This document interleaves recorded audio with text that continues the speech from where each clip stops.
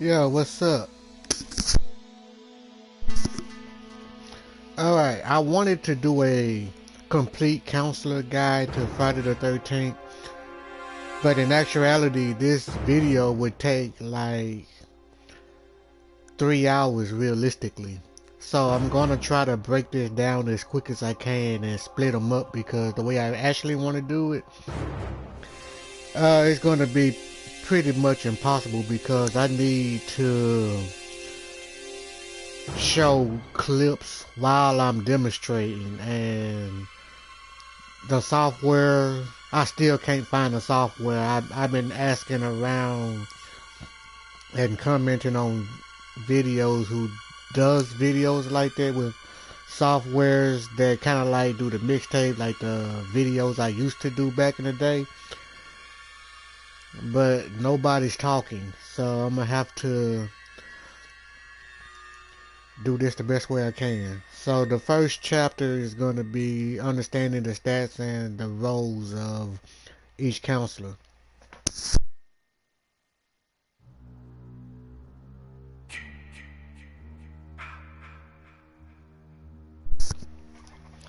All right.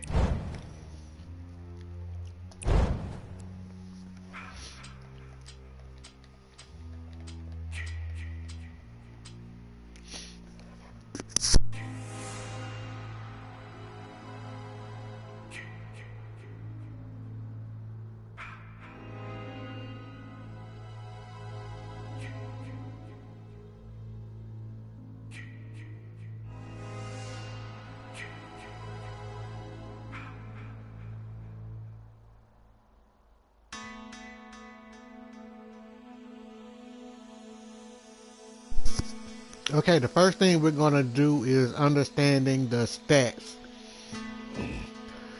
Now, I mentioned this in a previous video that there's 3 important stats. The stats that really makes the counselor who they are, and quite a few of them are not good at all. They don't even matter. I don't even know why they're there. So we're going to start with composure.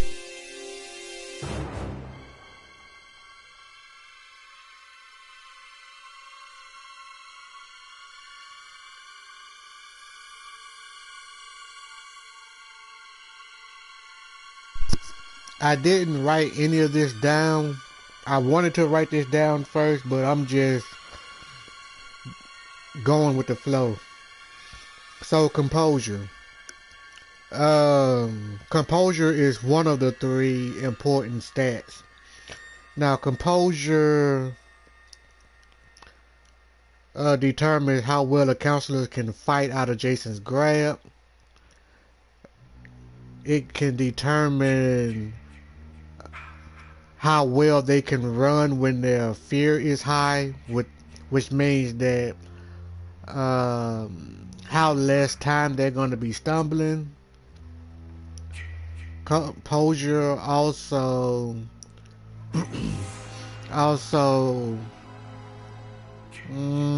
enables counselors to keep their fear in check. Another thing is that composure can it gives their stamina a boost. Well, it gives their stamina a plus. I think I just named 4 points that composure can do for your counselor. And I think also it keeps I think it keeps survivors from screaming, because at first it wasn't a thing, but they added it sometime probably 4 years ago, which was a dumb idea. But now composure can determine if a counselor is gonna scream whenever they're in fear. I think sometimes they don't even have to be in fear to scream. But I know for a fact. And with a no fear build, the counselor doesn't say a goddamn thing when Jason's arrived.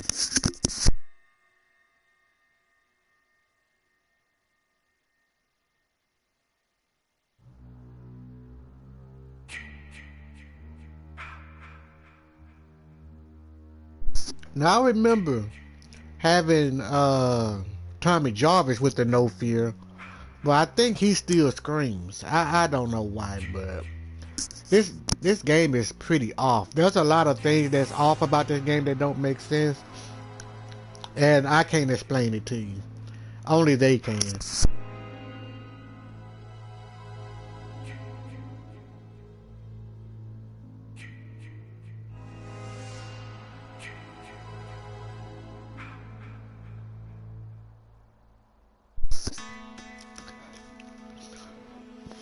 Alright, the next thing is luck. Luck is another one of the three most important stats.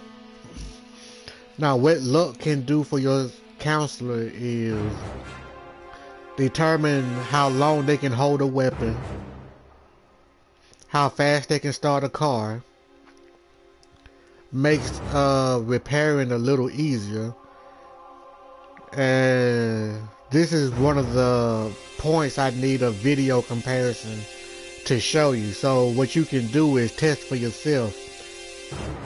There's only two counselors that has low luck, and that is Tiffany and Bugsy. Everybody else is good with luck. Even the ones that's not good with luck, they are good with repair. So I would use Vanessa, Chad, Victoria, and Jenny. These are the only four you can test this with. Their skill check is a bit bigger than Tiffany's and Bugsy's. When you're repairing, you'll have much better luck at getting a good repair. And that's all because of luck. I think there's another thing that luck can do. It might say it here. Let me see. What it says increase other stats.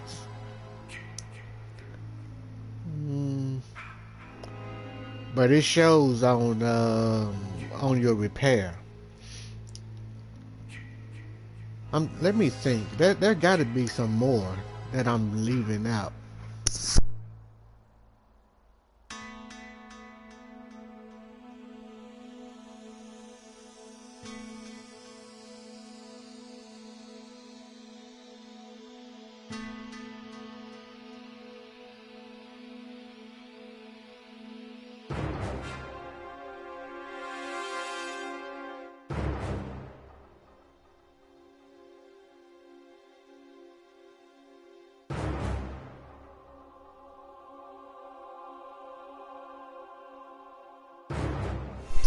Okay, so apparently nothing came up, so I'm not gonna dwell on it. Okay, the next one is repair. Repair is important but not necessary. Now, repair only comes in hand when you're trying to escape, and escaping gonna take someone who can repair. Now, there's going to be a lot of time where you go into a room and you will see a room full of Vanessas and Bugsy, probably Tiffany, and you'll notice that nobody in the room can repair. So what you think going to happen? Everybody's going to die. Pretty much everybody's going to die. Unless you know how to use your movement pretty well to avoid getting caught, or know how to blend in to avoid being seen. You're gonna die with the rest of them. So repair is important but not really necessary. The reason I say important but not necessary because repair doesn't really need. You don't really need repair to survive the night, just to escape, and escape is the primary objective. Okay, the second thing is speed. Let me take a few minutes before I speak on that.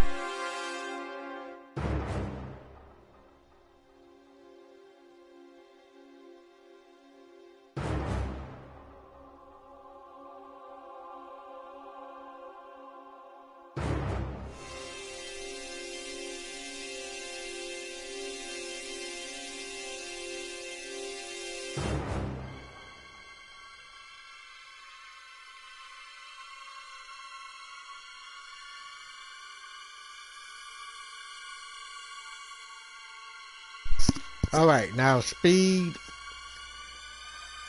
is the last important stat that a survivor must have to be considered a great survivor for something. Now, speed determines how well your survivor can pull away from running Jasons. Now, running Jasons are usually a high pick. Not to say that walking Jason is terrible, because it doesn't really matter what Jason can do, because all Jasons can dominate.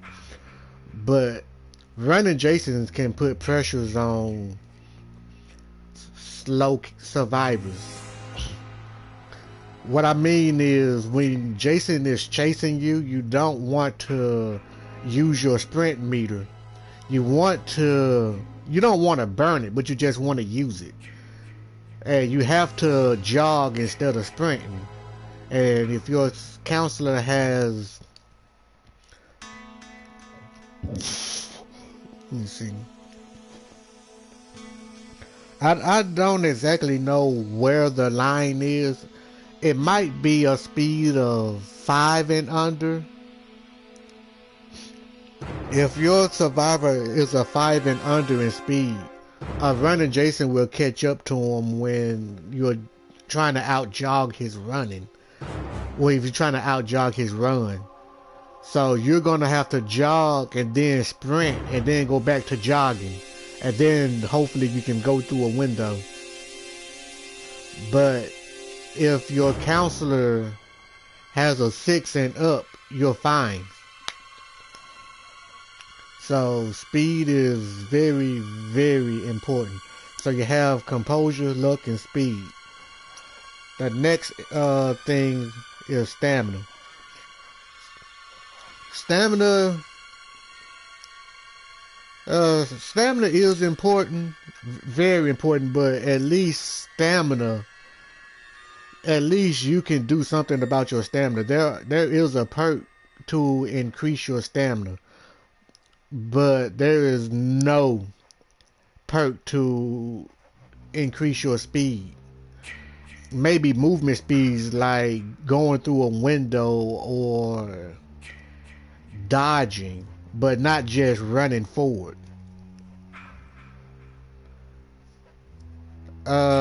Stealth and strength doesn't matter in the game. There's no matter how high your stealth is, you can still be seen. Especially if Jason is close enough. So with stealth, okay, so let's say if your stealth is a 10 out of 10, your counselor can jog and don't make circles, which is like the best thing ever. If a counselor has a 6 to 9, they can walk and don't make noise. But everyone else, they would probably have to crouch walk. But unlike Vanessa, which has a 1 in stealth, even if she's crouch walking, she's still gonna make a lot of noise.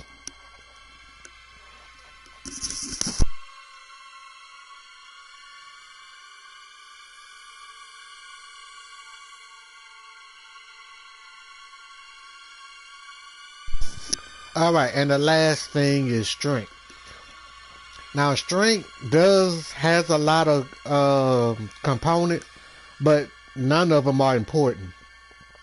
So strength determines how well your counselor can fight Jason with a blade and get his mask off. Now, the blade would most likely be a machete. And talking about that going to be a whole nother video, because there is a section about that I will be talking about this particular topic on. Strength also determines how well your survivors can get out of a bear trap. I mean, getting out of a bear trap is very, very good, especially if you're jumping it out of a window and land on a bear trap that you had no idea that was there. You want to get out of that bear trap as fast as possible. So if your survivor has low strength, it's going to take them a while to get that bear trap off. But a lot of times you're not going to be stepping in bear traps, because if you know how to look for a bear trap, you would not step in one. Especially if Jason is present. But you're going to step in a bear trap when Jason's not around. Let's see. Another thing would be dodging. Strength also saves your counselor's stamina when you're using combat stance and dodging. Why that makes sense to the game, I don't know, because that makes no sense, none whatsoever. I mean, none whatsoever.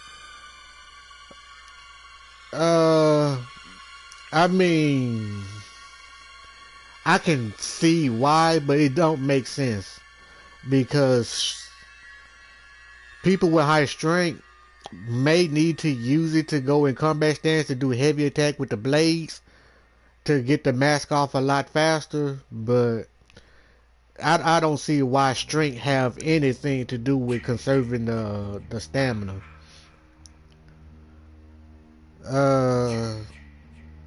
And I think there's one more thing strength can do. Oh yeah, and strength also works well with composure. There's two ways that strength works with composure. One way is that fighting out of Jason's grab. Now, there's a reason why Tommy Jarvis automatically kicks out without you having to push buttons, because his composure and strength is maxed out. And even when you look at stats like Adam and Fox, they both have high composure and high strength, which means they can fight out pretty well. And another thing is,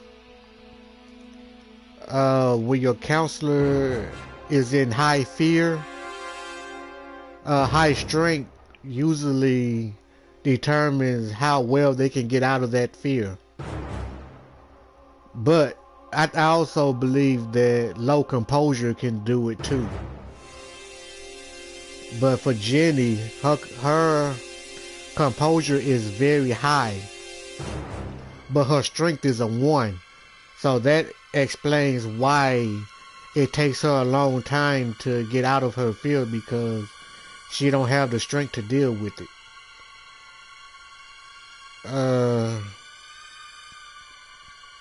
I think that's it for the stats. And the next topic is going to be the roles of every survivor, how you really supposed to use them.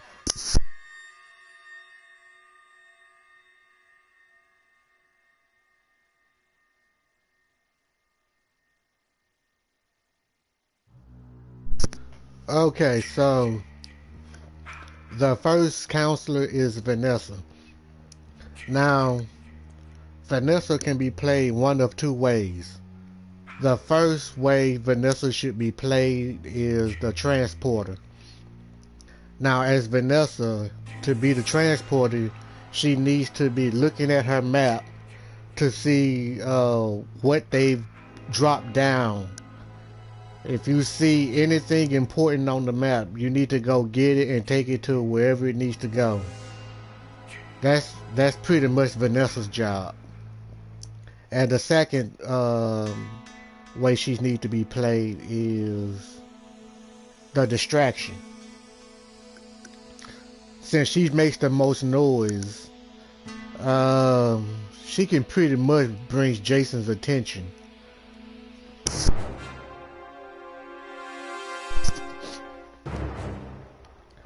And if you're good enough to keep Jason's busy, you could be the reason your teammate can like repair things pretty quickly.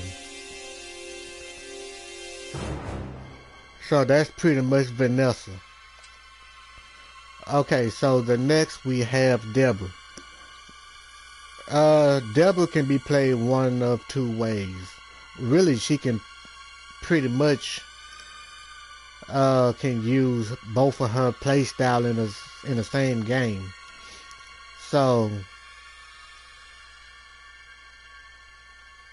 let's see.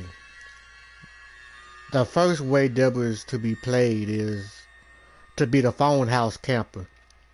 Now, usually a lot of the phone houses, they have places where you could just hide.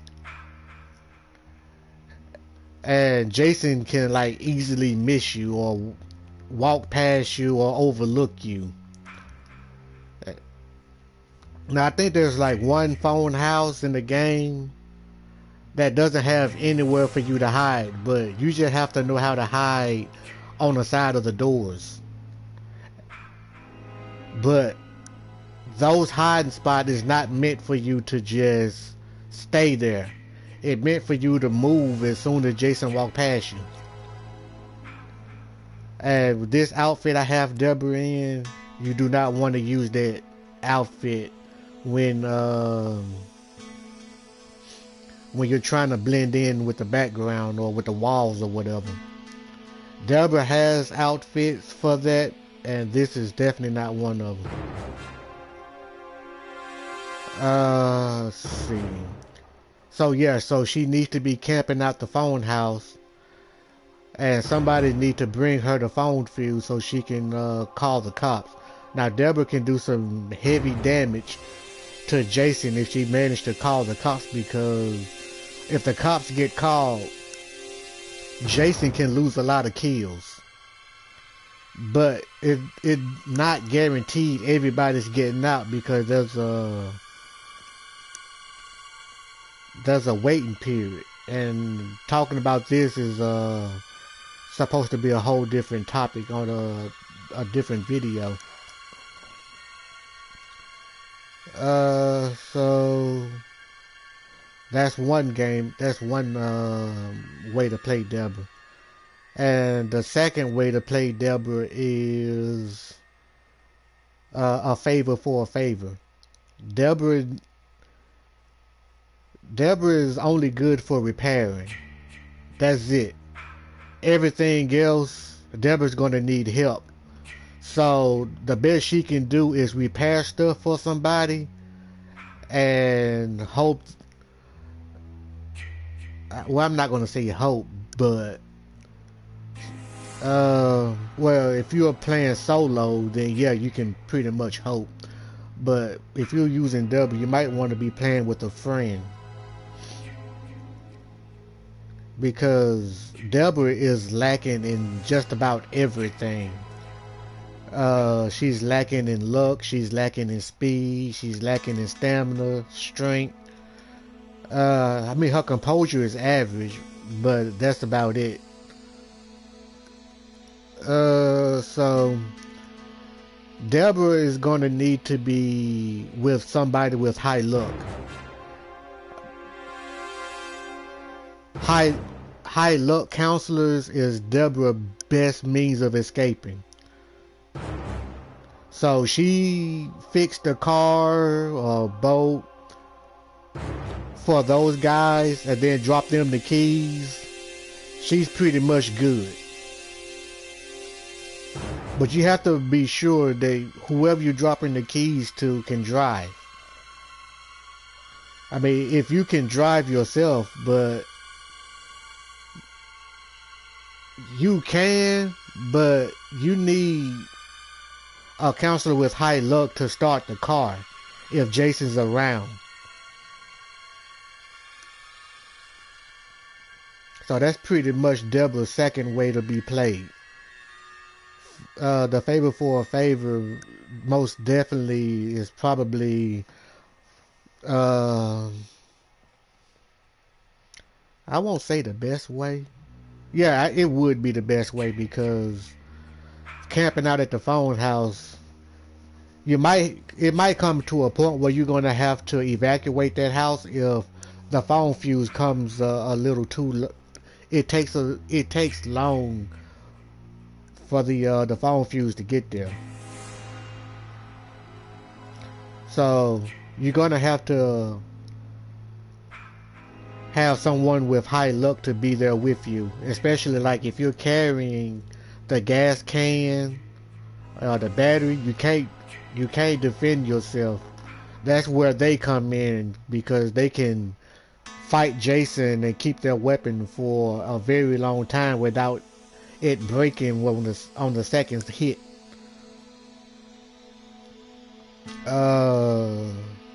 Even if they are using throwing knives, they can probably either take a hit or block it.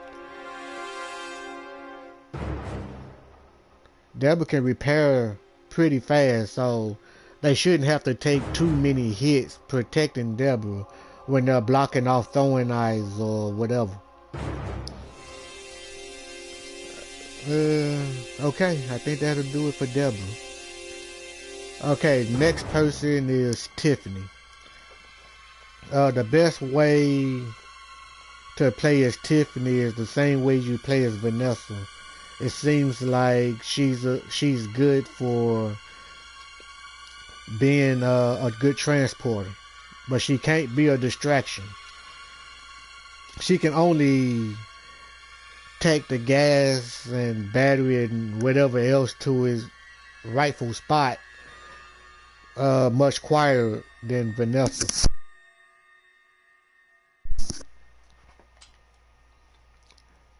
Kenny is pretty much a beta tester, so pretty much Kenny should be the first somebody you use to learn the mechanics, and whatever you want more of determines the survivor you want to main. You can also use Kenny to test out some perks like the firecrackers and some other stuff, because there are some perks like the firecrackers and the flare gun that kind of linked in together, and stuff like that, stuff you wouldn't give others counselors. The only thing Kenny is actually reliable for is to get the car started. That's pretty much it. You wouldn't want to use Kenny to repair because at minimum he has 4 skill checks, while the other survivors who can repair gets 3. So that means Kenny most likely is going to mess up. When you're repairing with those 4 skill checks, I think when you get past your second skill check, it's going to start speeding up, and you don't want to have to go to 2 other skill checks while it's speeding up. Okay, Jenny. I think Jenny is more Jenny is more of a coordinator. A good Jenny player should know how to plan out the escape. I mean, she's the main character. She's the final girl. Just looking at her stats, it doesn't exactly tell you that she's a good character or a bad character, because a lot of people don't know the stats. So I know there's a lot of people put Jenny at the bottom because they have no idea what her stats say. But uh um the only thing I can say about Jenny is that I think the the escape in killing Jason revolves heavily around her. I mean, she can repair, but very unlikely that she's not gonna mess up. She can she can waste Jason time if you know how to maneuver even with low speed. I mean, it's possible. If you follow me, I'm able to get away from Jason a lot. So, to try to sum it up, Jenny Myers is not beginners friendly. She's more of an expert character. You have to know how to do a lot. You have to know how to repair with bad skill checks, cause she get 5 at minimum, and that's what you're gonna be looking for. And sometimes it's gonna take 2 whole minutes for you to see 5 skill checks when you're trying to repair.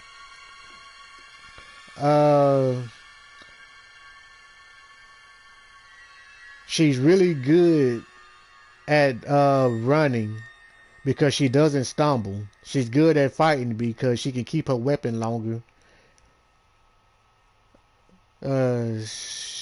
She's stealthy. She's stealthy, but I think her stealthy is like average. I think her only real weakness is her speed. That's her only real weakness. Okay, Chad.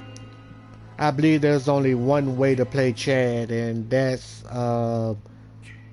cat and mouse. He has high speed and high luck, so pretty much he's a hit and run counselor. Next we have AJ. AJ is a lone wolf. With her high stealth and her high repair, she pretty much can do well on her own. But when it comes to fending off Jason, that's probably when she's gonna need to run to civilization. But I'm not saying that you shouldn't be with your teammates when playing AJ, but with her high composure means that she won't be afraid easily when she's alone. Her repair means that she's pretty independent. And her stealth means that, well, Jason's going to have a hard time finding her. I think AJ is the only counselor who has a built-in distortion where Jason can't like really read her auras. When Jason uses his sense, there's going to be a time that AJ would not be read even if you're running right behind her. Bugsy. There's only one way to use Bugsy, and pretty much that's to be in the front line fighting Jason.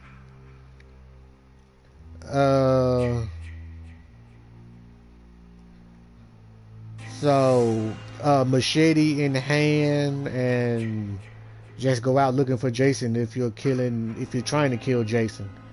I don't think you shouldn't be using Bugsy unless you're planning on killing Jason. I think that's his only purpose. Le Chopper. Le Chopper is pretty much like Jenny. Le Chopper is not beginners friendly. So you must be some sort of expert and have a lot of knowledge about a lot of things. Now, Here's what makes La Chopper better than Deborah. La Chopper is not a favor for a favor counselor. La Chopper is pretty much more independent than Deborah. He can do everything himself. He can repair the car and start the car fast while Jason is present. So La Chopper is pretty much a scary somebody to deal with. Pretty much. And we have Adam. Now, Adam and Fox are pretty much the same person. Only different is one's a chick and one is a dude. So their build is pretty much them being a bully. That's pretty much their play style. High composure, high strength, good repair. Pretty much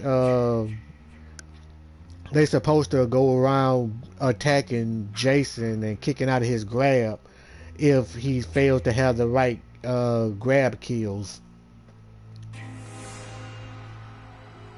That's pretty much it. Any questions? I'll probably give y'all a minute to come up with y'all questions.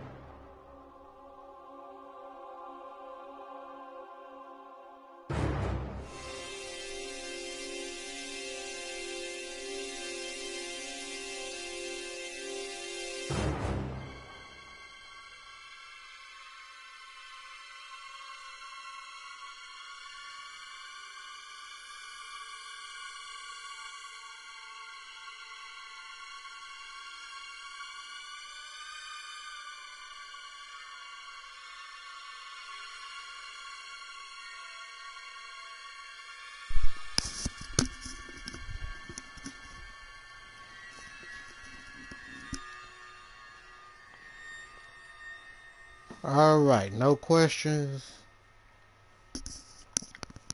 Well, if you managed to see this video late, be sure to leave the comment on the video and I'll try to get to it. Well, I'm off to play a different game.